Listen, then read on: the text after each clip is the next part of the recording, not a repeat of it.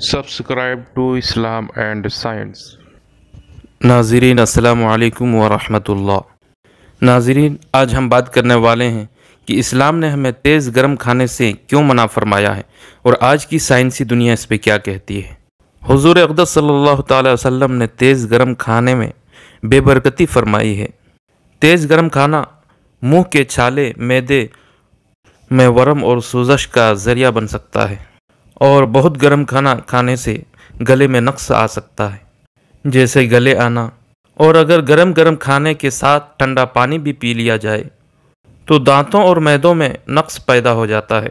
لیکن اگر کھانے کے جوش کو ٹھنڈا کر لیا جائے تو انسان اس امراض سے بچ سکتا ہے۔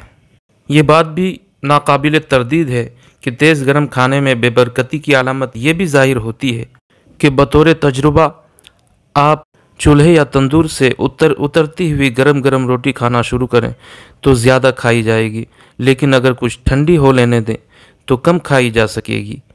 گویا آپ صلی اللہ تعالی وسلم کے فرمان کے مطابق برکت آ جاتی ہے۔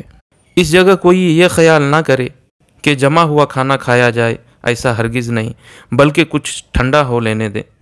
ڈاکٹر البرٹ نے ایک کتاب لکھی جس کا نام ہے فیڈ اینڈ کیئر، جس میں تمام غذاؤں کو استعمال کرنے کے طریقے، فوائد اور ان کی احتیاطیں بتائی ہیں۔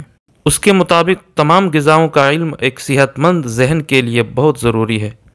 حالانکہ ہمارے نبی کریم صلی اللہ تعالی وسلم نے ہمیں پہلے ہی یہ احتیاطیں فرما دی ہیں۔